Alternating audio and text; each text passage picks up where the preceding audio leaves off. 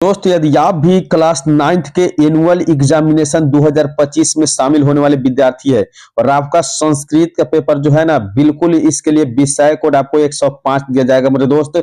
और जो 2025 में आप लोग 9th का परीक्षा दे रहे हैं ना, तो बिल्कुल आप लोग सभी कोई अब क्लास 10th में जाने वाले हैं और आपका 2026 में मैट्रिक का परीक्षा होगा, याद रखना है मेरे दोस्त। तो आपको बता दें कि संस्कृत का पेपर कुछ इस प्रकार से ही आपको मिलेगा। उसमें 100 वस्तुनिष्ठ प्रश्न और 5 लघु उत्तरीय दीर्घ उत्तरीय प्रश्न मिलेगा और 3 घंटे 15 मिनट का यह सवाल होगा क्वेश्चन पेपर और कुल मिलाकर 100 नंबर का होगा मेरे दोस्त। बिल्कुल आपको एग्जाम में शामिल होना है, क्योंकि इस एग्जाम को देने के बाद आप क्या करेंगे तो क्लास 10th में चले जाएंगे और क्लास 10th का आपका बोर्ड एग्जाम 2026 में होगा। ये आप लोग का याद है, नहीं अगला एग्जाम देने वाले आप ही विद्यार्थी है। तो बिल्कुल आप सभी से रिक्वेस्ट है कि एग्जाम देने से पहले इस क्लास को देख कर जाइएगा, इस वीडियो का देख कर जाइएगा। बिल्कुल देखिए यहाँ पे आप देख रहे हैं कि वस्तुनिष्ठ प्रश्न जो है ना आपके बोर्ड एग्जाम में यानी 9th के फाइनल परीक्षा में आपको कुल मिला के 100 जो है ना वस्तुनिष्ठ प्रश्न आपसे पूछा जाएगा, जिसमें से 50 प्रश्नों का उत्तर आपको सही सही करके आना है। तो चलिए पहला प्रश्न आपके सामने है कि सर्वजोड़ तरल में कौन सा अव्यय बनेगा। तो सर्वजोड़ तरल से जो अव्यय बनेगा ना याद करके रख लीजिएगा कि ये सर्वत्र बनेगा। ऑप्शन बी बिल्कुल इसका राइट उत्तर हो जाएगा। अगला प्रश्न देखिए 2 नंबर प्रश्न में पूछा गया है कि गतवान में कौन सा प्रत्यय है। बिल्कुल आप लोग 9th के परीक्षा देने वाले विद्यार्थी है ना, तो इस क्लास को इस वीडियो को पूरा देख कर ही एग्जाम देने जाइएगा। तो गतवान में कौन सा प्रत्यय है, तो याद रखिएगा कि 2 नंबर प्रश्न का सही उत्तर हो जाएगा कत्वतु। कत्वतु प्रत्यय जो गतवान में लगा, ऑप्शन सी बिल्कुल इसका सही उत्तर हो जाएगा। 3 नंबर प्रश्न है कि हन धातु के लोट लकार मध्यम पुरुष एक वचन का रूप निम्न में से कौन है। तो हन धातु के लोट लकार मध्यम पुरुष एक वचन का जो रूप है ना, ये 3 नंबर प्रश्न का सही उत्तर आपका हो जाएगा जही, यानी ऑप्शन सी बिल्कुल राइट उत्तर हो जाएगा। तो मेरे दोस्त जितने भी विद्यार्थी इस क्लास को नए देख रहे हैं या इस यूट्यूब चैनल पर पहली बार आए हैं, तो बिल्कुल आप इस यूट्यूब चैनल को अभी ही सब्सक्राइब कर लीजिए, क्योंकि अभी से लेकर आपको बोर्ड एग्जाम तक सुबह 6 बजे शाम 6 बजे आपको वीडियो देखने के लिए मिलेगा और शाम 7 बजे से आपका लाइव क्लास भी लिया जाता है इस YouTube चैनल के द्वारा। तो बाबू सभी दोस्तों इस क्लास को शेयर करके और इस वीडियो को लाइक करके YouTube चैनल को जरूर सब्सक्राइब कर लीजिएगा, क्योंकि अभी आपका 2026 का बोर्ड एग्जाम जो है ना बिल्कुल आपके नजदीक आ रहा है। तो किस समास का उत्तर पद प्रधान होता है, तो 4 नंबर प्रश्न का उत्तर दे दीजिएगा कि तत्पुरुष जो है ना तत्पुरुष समास होते हैं, उनके उत्तर पद क्या होते हैं, प्रधान होते हैं। अगला प्रश्न 5 नंबर प्रश्न पूछा जा रहा है किस पद में स्वर संधि है। तो 5 नंबर प्रश्न का उत्तर हो जाएगा कि तस्योपरि जो शब्द है ना उसमें स्वर संधि, ऑप्शन सी बिल्कुल इसका राइट उत्तर हो जाएगा। अगला प्रश्न देखिए 6 नंबर प्रश्न में पूछा जा रहा है कि गंगा का संधि विच्छेद क्या होगा। तो गंगा का जो संधि विच्छेद है ना मेरे दोस्त याद रखना कि गंग जोड़ गा है, यानी गंग जोड़ गा, ऑप्शन सी देख रहे हैं सही उत्तर हो जाएगा। 7 नंबर प्रश्न है कि ततः जोड़ लीना का संधि क्या होगी। तो ततः जोड़ लीना की संधि क्या होगी, तो इस प्रश्न का सही उत्तर आप करके आइएगा तलीन, तलीन यानी ऑप्शन सी बिल्कुल इसका राइट उत्तर हो जाएगा। अगला प्रश्न देखिए मेरे दोस्त 8 नंबर प्रश्न आपके सामने दिया हुआ है कि वाममय पद में कौन सी संधि है। वाममय पद में कौन सी संधि है, तो 8वें प्रश्न का सही उत्तर करके आइएगा व्यंजन संधि, ऑप्शन बी बिल्कुल इसका राइट उत्तर हो जाएगा। 9 नंबर प्रश्न है कि सरस्तीरे का संधि विच्छेद क्या है। तो सरस्तीरे का संधि विच्छेद 9 नंबर प्रश्न का याद कर लीजिएगा मेरे दोस्त की सरह जोड़ तीरे हो जाएगा, ऑप्शन ए बिल्कुल इसका राइट उत्तर हो जाएगा। अगला प्रश्न देखिए 10 नंबर प्रश्न में दिया हुआ है कि नेछामी पद का संधि विच्छेद क्या है। तो निछामी शब्द का जो संधि विच्छेद होगा ना याद कर लीजिएगा मेरे दोस्त की यह बिल्कुल ऑप्शन बी या 9 जोड़ इछामी, ऑप्शन बी सही उत्तर हो जाएगा। 11वां प्रश्न है कि उधापी अव्यय में किन किन वर्णों की संधि हुई है। तो 11वें प्रश्न का सही उत्तर करके आना है कि ये अ जोड़ आ के संधि हुआ, ऑप्शन सी बिल्कुल इसका राइट उत्तर हो जाएगा। तो अभी तक आप इस वीडियो को लाइक नहीं किए हैं तो बिल्कुल लाइक करके इस यूट्यूब चैनल को सब्सक्राइब करिए और सुबह शाम वीडियो देखिए और लाइव क्लासेस 7 बजे जरूर जुड़िएगा। इत्यादय का संधि विच्छेद है। तो इत्यादय का संधि विच्छेद जो है ना 12वें प्रश्न का इति जोड़ आदय हो जाएगा, ऑप्शन सी सही उत्तर हो जाएगा इति जोड़ आदय।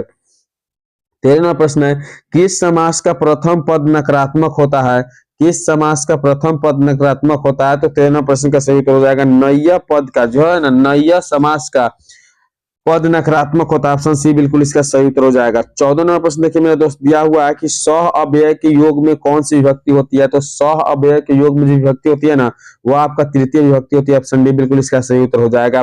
15वां प्रश्न है कि अक्षयोपयोग सूत्र का उदाहरण निम्न में से कौन है? तो अक्षयोपयोग सूत्र का उदाहरण निम्न में से कौन है? तो 15वां प्रश्न का सही उत्तर हो जाएगा छात्र शिक्षात पढ़ती, ऑप्शन है बिल्कुल इसका सही उत्तर हो जाएगा। तो फटाफट आप लोग इस वीडियो को शेयर कीजिए और लाइक कीजिए, यूट्यूब चैनल को जरूर सब्सक्राइब करिएगा, क्योंकि अभी से लेकर 2026 बोर्ड एग्जाम तक आपको इस यूट्यूब चैनल के द्वारा इंपोर्टेंट वीडियो सुबह शाम देखने के लिए मिलते रहेगा। तो 16वां प्रश्न है कि औप उपसर्ग किस पद में है? तो औप उपसर्ग जो है ना वह अपमान पद में है, ऑप्शन बी बिल्कुल इसका सही उत्तर हो जाएगा। 17वां प्रश्न है कि कुमारी में कौन सा स्त्री प्रत्यय है? तो याद रखना है कि कुमारी में जो स्त्री प्रत्यय है ना वो इंगेप स्त्री प्रत्यय, ऑप्शन सी बिल्कुल इसका राइट उत्तर हो जाएगा। अगले प्रश्न देखिए, 58वां प्रश्न पूछा जा रहा है कि गुण जोड़ मतुप से कौन सा पद बनेगा? तो गुण जोड़ मतुप से जो पद बनने वाला है ना, याद रखिएगा कि ये गुणवान बनने वाला, ऑप्शन बी बिल्कुल इसका सही उत्तर हो जाएगा। 19वां प्रश्न है कि सानच प्रत्यय का उदाहरण निम्न में से कौन सा है? तो सानच प्रत्यय का निर्धारण जो है ना सेवा मानः, ऑप्शन बी जो है सेवा मानः हो जाएगा, ऑप्शन बी सही उत्तर हो जाएगा। अगला प्रश्न देखिए, 20वें प्रश्न में पूछा गया कि पश्यंत में कौन सा प्रत्यय है? तो 20वें प्रश्न का सही उत्तर हो जाएगा सत्री प्रत्यय पश्यंत में, ऑप्शन बिल्कुल इसका राइट उत्तर हो जाएगा। 21वां प्रश्न मेरे दोस्त की मनुष्य डैश डैश प्राणी अस्ति, रिक्त स्थान को उपयोग पद से भरना है। तो मनुष्य डैश डैश प्राणी अस्ति, 21वें प्रश्न का सही उत्तर हो जाएगा सामाजिका, सामाजिका, ऑप्शन सी बिल्कुल इसका राइट उत्तर हो जाएगा।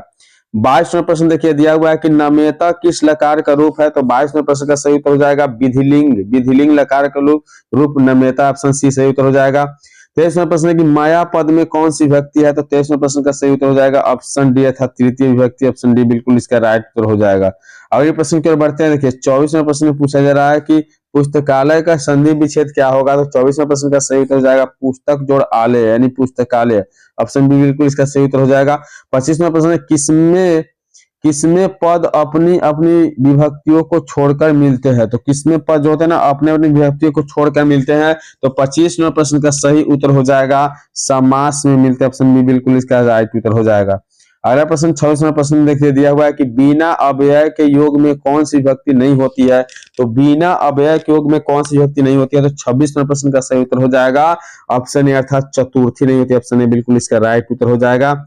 27वां प्रश्न है कि सहयुक्त प्रधानो सूत्र का उदाहरण वाक्य है। तो सहयुक्त प्रधान सूत्र का जो उदाहरण वाक्य है ना इसे याद रखिएगा, ऑप्शन ए अर्थात बालकः मित्र सह क्रीडति, बालकः मित्र सह क्रीडति, ऑप्शन ए सही उत्तर हो जाएगा। अगला प्रश्न दिया हुआ है 28वें प्रश्न में कि सम्या अव्यय के योग से कौन सा विभक्ति होती है? तो 28वें प्रश्न का सही उत्तर हो जाएगा यह तृतीय होती है, सम्या से विभक्ति जो है तृतीय होती है। 29वां प्रश्न है कि संभवम पद में कौन सा उपसर्ग है? तो संभवम जो पद है ना इसे याद रखना है कि इसमें उपसर्ग पूछा जा रहा है तो सम है, ऑप्शन ए बिल्कुल सही उत्तर हो जाएगा। अगली प्रश्न को बढ़ते हैं। 30वां प्रश्न पूछा जा रहा है कि तवा पद में मूल शब्द है। तो तवा पद में मूल शब्द याद रखना है कि युष्मद है, ऑप्शन सी बिल्कुल इसका राइट उत्तर हो जाएगा। अगला प्रश्न 31वां प्रश्न में दिया हुआ है कि तिष्ठति पद का मूल रूप है। तो तिष्ठति पद का मूल रूप जो है ना वो आस्था, ऑप्शन ए बिल्कुल सही उत्तर हो जाएगा। 32वां प्रश्न पूछा गया कि अस्मिन पद का मूल रूप है। तो अस्मिन पद का जो मूल रूप है ना याद रखना है कि यह हो जाएगा इदम, ऑप्शन बी बिल्कुल इसका राइट उत्तर हो जाएगा।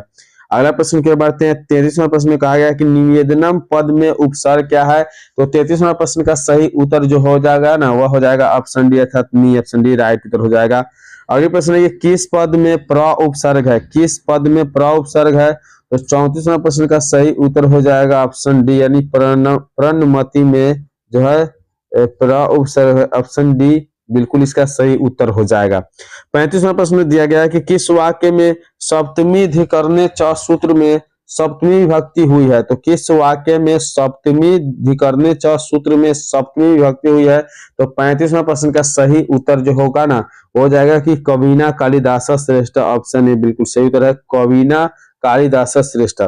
36वां प्रश्न है कि नमा अव्यय के योग से किस विभक्ति का प्रयोग होता है? तो नवा विभक्ति को योग से किस विभक्ति का प्रयोग होता है अव्यय से? तो 36वें प्रश्न का सही उत्तर हो जाएगा चतुर्थी, ऑप्शन सी बिल्कुल इसका राइट उत्तर हो जाएगा। चलिए आगे बढ़ते हैं मेरे दोस्त, आगे आपको दिखा रहे हैं दिया हुआ है 37 नंबर प्रश्न में देखिए बिल्कुल आपके एग्जाम के लेवल के प्रश्न है। आप जितने भी विद्यार्थी 9th के एग्जाम देने जा रहे हैं सभी को इस यूट्यूब चैनल को जरूर सब्सक्राइब कीजिएगा। आचार्य असनमा अध्यास्ते वाक्य किस सूत्र का उदाहरण है? तो आचार्य असनमा अध्यास्ते जो है ना, याद रखना है कि 37 नंबर प्रश्न का सही उत्तर आपका हो जाएगा ऑप्शन सी अर्थात अधि सिंह स्था समकरम। 38वां प्रश्न है कि संप्रदान कारक में कौन सी विभक्ति होती है? तो 38वां प्रश्न का सही उत्तर हो जाएगा संप्रदान कारक में चतुर्थी विभक्ति होती है, ऑप्शन सी बिल्कुल इसका सही उत्तर हो जाएगा। अगले प्रश्न की ओर बढ़ते हैं। 30 नंबर प्रश्न में दिया गया, सॉरी 39वें प्रश्न में दिया गया है कि महानगरम में कौन सा समास है? तो महानगरम में याद रखना है कि कर्मधारय समास है। 40वें प्रश्न पूछा जा रहा है कि द्वंद्व समास का उदाहरण निम्न में से कौन है? तो द्वंद्व समास का जो उदाहरण है ना वह है राधा कृष्ण, ऑप्शन ए बिल्कुल इसका सही उत्तर हो जाएगा। अगला प्रश्न देखिए 41वें प्रश्न में पूछा गया है कि किस समास में अन्य पद की प्रधानता होती है? तो याद रखना है कि बहुब्रीहि समास में अन्य पद की प्रधानता होती है, ऑप्शन डी बिल्कुल इसका सही उत्तर हो जाएगा। 42वां प्रश्न है कि उप जोड़ गम जोड़ लेयप में कौन सा अव्यय बनेगा? तो उप जोड़ गम जोड़ लेयप में अव्यय जो बनेगा ना, याद रखना है कि 42वें प्रश्न का सही उत्तर हो जाएगा यह उपगम्य बनेगा, ऑप्शन बी बिल्कुल इसका राइट उत्तर हो जाएगा। अगला प्रश्न देखिए 43वां प्रश्न पूछा गया है कि गमनम में कौन सा प्रत्यय है? तो गमनम में जो है ना ये ल्यूट प्रत्यय, ऑप्शन बी बिल्कुल इसका सही उत्तर हो जाएगा। 44वां प्रश्न है कि पाचकः का स्त्रीलिंग रूप क्या होगा? तो पाचकः का जो स्त्रीलिंग रूप है ना यह होता है आपका पाचिका, ऑप्शन बी बिल्कुल इसका सही उत्तर हो जाएगा। चलिए आगे बढ़ते हैं। 45वें प्रश्न में दिया हुआ है कि राजना शब्द का षष्ठी विभक्ति बहुवचन में क्या रूप होगा? तो राजना जो शब्द है ना इसका सही रूप हो जाएगा राज्ञाम। 46वें प्रश्न है कि गायती के में मूल धातु क्या है? तो गायती में जो मूल धातु देख रहे हैं ना ये हो जाएगा गौ, ऑप्शन डी बिल्कुल इसका सही उत्तर हो जाएगा। 47वां प्रश्न है गंतुम, गंतुम अव्यय में कौन सा प्रत्यय बनेगा? तो गंतुम अव्यय जो है ना याद कर लीजिएगा कि इसमें आपका तुमुन प्रत्यय बनेगा, ऑप्शन बी बिल्कुल इसका सही उत्तर हो जाएगा। 48वां प्रश्न है कि पांडव में कौन सा तद्धित प्रत्यय है? तो पांडव में जो है ना वो तद्धित प्रत्यय पूछा जा रहा है, इसका सही उत्तर हो जाएगा यानी ऑप्शन ए बिल्कुल सही उत्तर हो जाएगा। अगले प्रश्न की ओर बढ़ते हैं। यानी आपके सामने 49 नंबर प्रश्न देखिए दिया हुआ है कि दातव्यम में कौन सा प्रत्यय है? तो 49वां प्रश्न का सही उत्तर हो जाएगा ऑप्शन ए अर्थात तबियत। अगला प्रश्न देखिए 50वां प्रश्न है कि धीक अव्यय के योग से धीक अव्यय के योग में किस विभक्ति का प्रयोग हुआ है? तो चलिए आप इसका उत्तर दीजिएगा। तो इस वीडियो में हम आपको 50 ऑब्जेक्टिव प्रश्न दिखाएं जो आपके 9th के फाइनल एग्जाम में पूछे जाएंगे। तो वीडियो को लाइक करके इस यूट्यूब चैनल पहली बार आया तो सब्सक्राइब कर लीजिए, क्योंकि अभी से लेकर बोर्ड एग्जाम तक आपको इसी प्रकार के वीडियो देखने के लिए मिलते रहेगा। चलिए मिलेंगे अगली वीडियो में, तब तक के लिए बाय।